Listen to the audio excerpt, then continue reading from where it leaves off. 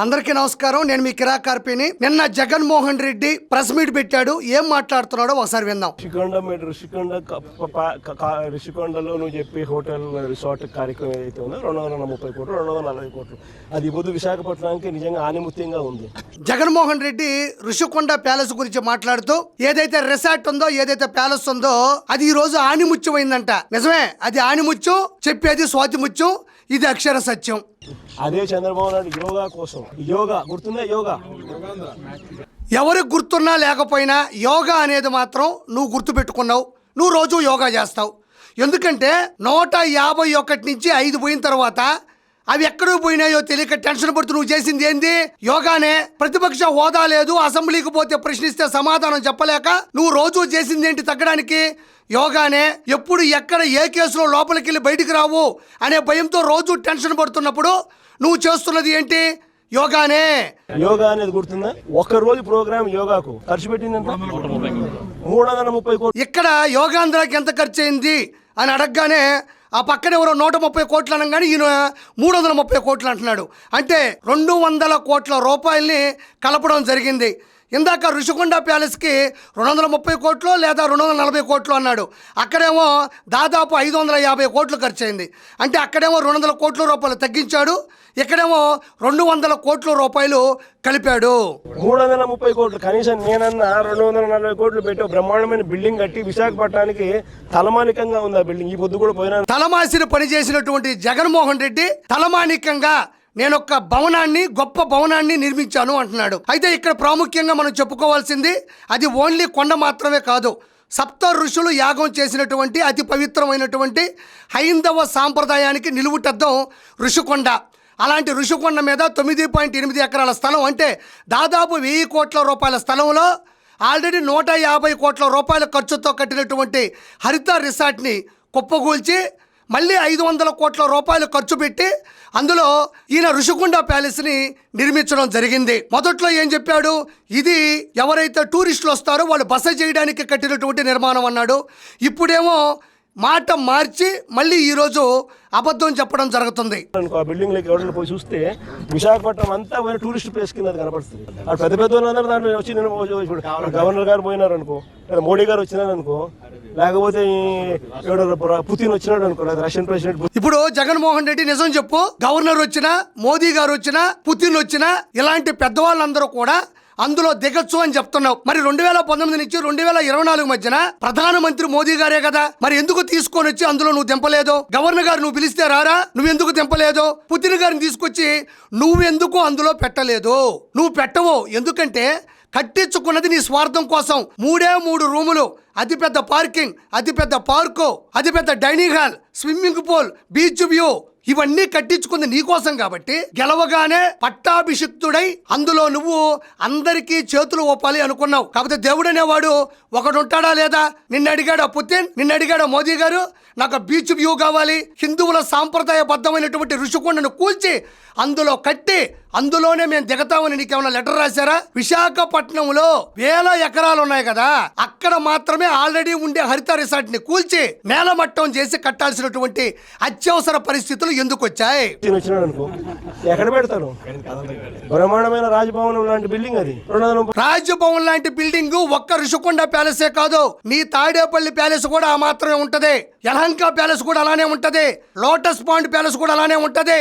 ప్రభుత్వ స్థలాల్లో ప్రజల సొమ్ముతో కట్టుకున్నటువంటి ప్రతి వైఎస్ఆర్సీపీ కార్యాలయం కూడా ఋషికొండ ప్యాలెస్ కి ఏమాత్రం తగ్గదు. 230 కోట్ల కట్టినందుకు మాన్యుమెంట్ అక్కడ తయారైంది. వేరే ఇక్కడ ఒక రోజు యోగా అని చెప్పి ఇలా చూపిస్తున్నాడు. ఈ రోజు పార్టీ చచ్చిపోయింది. వైఎస్ఆర్సీపీ పార్టీ 151 నుంచి 11కు పడిపోయి ప్రతిపక్ష హోదా లేకుండా, అసెంబ్లీకి వచ్చే దమ్ము లేకుండా, అన్ని మీడియా ఛానల్స్ ఉండగా మాట్లాడే తీరు కూడా చచ్చిపోయింది. కాబట్టి జగన్మోహన్ రెడ్డి ఇలా పెట్టడంలో తప్పు లేదు. ఎందుకంటే వైఎస్ఆర్సీపీ పార్టీ చచ్చిపోయింది అనే సింబాలిక్ గా జగన్మోహన్ రెడ్డి ఇచ్చినటువంటి ఈ ఇమేజ్ చాలా గొప్పది. దీన్ని క్లిక్ చేసి అందరూ కూడా ఇళ్లలో పెట్టుకోండి. ఒకరోజు 330 కోట్లు 330 కోట్లు ఆవిరి దాన్ని ఏమంటారు? క్యామ్ కాకపోతే నా మాటలకే ఖర్చు. అంతర్జాతీయ యోగా దినోత్సవం ఆ రోజు ప్రధానమంత్రి మోదీ గారు అన్ని రాష్ట్రాలని కాదని ఆంధ్రప్రదేశ్ లోని విశాఖకు వచ్చి ఆ ప్రోగ్రామ్ ని అత్యంత ఘన విజయం చేయడం జరిగింది. ప్రపంచంలో ఉండేటువంటి అన్ని దేశాలు కూడా ఉలిక్కిపడి ఒక్కసారిగా విశాఖపట్నం వైపు ఆంధ్ర రాష్ట్రం వైపు తొంగి చూసింది. ఇదో గొప్పతనమే కదా. మరి జగన్మోహన్ రెడ్డి ఈరోజు అంతర్జాతీయ యోగా దినోత్సవానికి ఎంత ఖర్చు పెట్టారంటున్నాడే, ఇది ప్రజలకు ఉపయోగపడేదే. పురాతనం నుంచి వేల సంవత్సరాల నుంచి కూడా ఉన్నటువంటి ఒక గొప్ప కార్యక్రమం యోగా. లేదా ప్రపంచంలోనే ప్రత్యేకమైన చోటు ఉన్నటువంటి భారతదేశంలో ఎలాంటి కార్యక్రమం పెట్టడం తప్పేం లేదు కదా. నీ మాదిరిగా ఎగ్గపప్పులకి, ఎలుగులు పట్టడానికి, పెన్నులకి, పేపర్లకి, ఇంటి చుట్టూ ఫెన్సింగ్లకి, ప్రైవేటు సెక్యూరిటీకి కోట్ల రూపాయలు ఖర్చు పెట్టే ప్రజాధనాన్ని మరి ఈరోజు అందరికీ ఉపయోగపడేది, అందరినీ చైతన్యపరిచేది, ఈరోజు అర్థమయ్యే విధంగా చేసినటువంటి ప్రోగ్రాం మీద నువ్వు ఏలు పెట్టడం అనేది ఈరోజు ప్రజలందరూ కూడా నిన్ను తిడుతూ ఉన్నారు. పోయి ఆ మాటలకు ఎంత ఖర్చు పెట్టాను ఒకసారి మీకు అందరు కూడా ఏ ఉంది కదా, ఒకసారి అమెజాన్లో పోయి కొట్టండి ఒకసారి మ్యాట్ ఖర్చు ఎంత అవుతుంది, వీళ్ళు ఎంత ప్రొక్యూర్ చేసినారని చెప్పి. ఇప్పుడు ఏఐ ఉంది, ఏఐ దాకా ఎందుకో గూగుల్లోకి వెళ్ళి 420 CM అని కొడితే ఎవడొస్తాడు? నువ్వే వస్తావు. 420 CM అని కొడితే వైఎస్ జగన్మోహన్ రెడ్డి వస్తాడు. సరే గూగుల్ తీసి యూట్యూబ్ లోకి వెళ్ళండి, వివేకం మూవీ అని కొట్టండి, తమ చరిత్ర అంతా వస్తుంది. బాబాయ్తో ఎలా గొడవ పడ్డావు, బాబాయ్ దగ్గర ఆస్తులు ఎలా అడిగావు, బాబాయ్ మీద ఎలా స్కెచ్ చేసావు, బాబాయ్కి కదిరి నుండి గొడ్డలు ఎలా తీసుకొచ్చావు, బాబాయ్ని ఎలా లేపేశావు, దాన్ని కప్పిపుచ్చుకోవడానికి నువ్వు వేసినటువంటి ప్లానింగ్, నీ కన్నింగ్, నీ చీటింగ్, నీ చాటింగ్ అన్ని బయటకు వస్తాయి కదా. ఏ దాకా ఎందుకో. కాబట్టి ఇది ఇంకొకసారి చూద్దాం ప్రజలారా. స్కామ్ అనే దానికి QR కోడ్ పెట్టి స్కాన్ చేస్తే ఎవరు ఫోన్లో అయినా జగన్మోహన్ రెడ్డి ఫోటో మాత్రమే వస్తుంది, ఇంకే ఫోటో రాదు. ఈయన స్కాముల గురించి, స్కీముల గురించి మాట్లాడుతుంటే నవ్వు వస్తుంది ప్రజలకి. ఈ రోజు government staff, government equipment, government జీతాలు, ప్రైవేట్ వానికి పేరు, మళ్ళా మోసం చేసేందుకు డైవర్షన్ చేసేదానికి ఈయనకి ఏమంటాడు? గవర్నమెంట్ పేరు మాత్రమే పెడతామని. రేపు పొద్దున హెరిటేజ్ కంపెనీకి గవర్నమెంట్ పేరు పెట్టి కింద చిన్న హెరిటేజ్ అని పెడితే హెరిటేజ్ గవర్నమెంట్ అయిపోతుందా? మరి P3లో private public partnership P3, P1, P2, P3. ఆ P3లో ఒక P మాత్రమే ప్రైవేట్ అయినంత మాత్రాన అది ప్రైవేట్ అయిపోద్దా? మన కోటి సంతకాలు అన్నాడు, ఇది ఎక్కడి నుంచో రాలేదండి ఐడియా. కోటి సభ్యత్వాలు తెలుగుదేశం పార్టీ రూపొందించినటువంటి అందరికీ ఆరోగ్య ఇన్సూరెన్స్ కోసం ఏర్పాటు చేసినటువంటి సభ్యత్వాలు కోటి దాటాయి. చరిత్ర సృష్టించింది, అది ప్రజలకు ఉపయోగపడేది. ఈ కోటి సంతకాలంట. ఈ కోటి మంది ఏడున్నారు? యానించి నీకు సంతకాలు పెట్టారు? కోటి మంది సంతకాలు పెట్టేప్పుడు సంతకాలు చేత్తో పెన్ను పట్టుకొని రాసిన వాళ్ళు అదే చేత్తో నీకు ఓటే లేకపోయినారా? కోటి సంతకాలంట. ఫోన్ నెంబర్లు ఉన్నాయంట.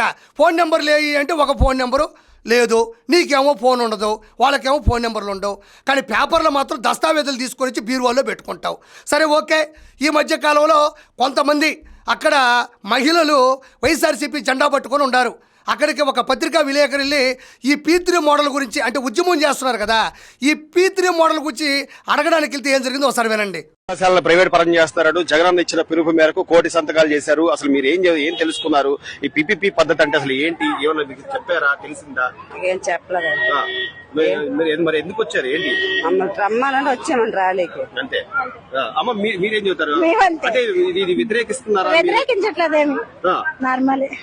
మీకు తెలుసా ఈ PPP పద్ధతి అంటే ఏంటి? చెప్పారా? తెలుసా? ఇవి తెలియదు.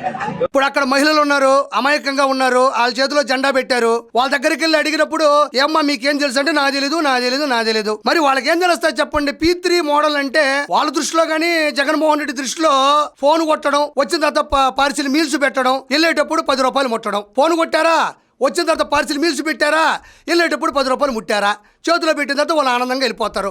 వాళ్ళని అడిగితే వాళ్ళు ఏం చెప్తారు? మొత్తం వాళ్ళ వైఖరైనా వాళ్ళ విలేకరైనా చేసే పని అంతా ఇదే. కాబట్టి ఇక్కడ మీకు ప్రత్యక్ష ఉదాహరణ వచ్చేసింది. ఎక్కడ వీళ్ళ చూస్తేనే అర్థమైనప్పుడు కోటి సంతకాలు ఎక్కడ వచ్చినాయని నేను మనస్ఫూర్తిగా కోరుకుంటున్నా. అయితే చంద్రబాబు నాయుడు గారు ఆంధ్రప్రదేశ్కి సంబంధించినటువంటి ఏ అయితే మెడికల్ కాలేజీలు ఉన్నాయో వాటిని ప్రైవేటీబద్ధం చేస్తున్నారు అని చెప్పేసి జగన్మోహన్ రెడ్డి అందుకో మాట్లాడుతూ ఉన్నారు. ఈ P3 అంటే పబ్లిక్ ప్రైవేట్ పార్ట్నర్షిప్ అనేది చంద్రబాబు నాయుడు గారు మాత్రమే తీసుకొచ్చారా? ఆయనే ప్రవేశపెట్టారా? ఇంతకుముందు ఇది చరిత్రలో లేదా?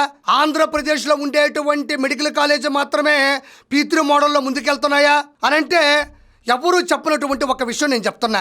గూగుల్లోకి వెళ్ళి నేను సెర్చ్ చేశాను. P3 model medical colleges in Indian states అని కొడితే ఆంధ్రప్రదేశ్లో ఉండేటి మాత్రమే కాదు, భారతదేశ వ్యాప్తంగా ఉండే అన్ని రాష్ట్రాల్లో కూడా P3 model colleges, medical colleges కూడా నిర్మాణంలో ఉన్నాయి, ముందుకు సాగుతూ ఉన్నాయి, నెంబర్ 1 స్థానంలో ఉన్నాయి.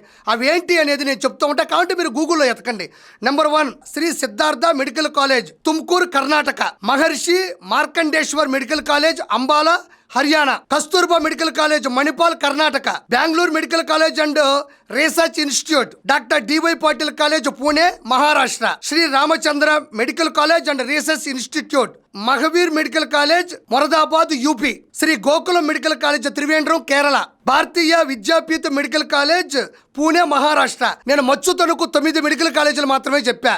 ఈ 9 కాలేజీలు భారతదేశంలో వివిధ రాష్ట్రాల్లో ఉండేటువంటి, మనకన్నా అతిపెద్ద రాష్ట్రాల్లో ఉండేటువంటి ఈ మెడికల్ కాలేజీలన్నీ కూడా P3 పద్ధతిలోనే ముందుకెళ్తున్నాయి. కాబట్టి ఇది ఒక చంద్రబాబు నాయుడు గారే తీసుకొచ్చినటువంటి నినాదం కాదు. ఇది కేవలం ఈ కాలేజీలు ప్లస్ ఇంకా ఎన్నో కాలేజీలు కూడా P3 మోడల్లో ఈ రోజు చరిత్రలో నిలబడి ఉన్నాయి.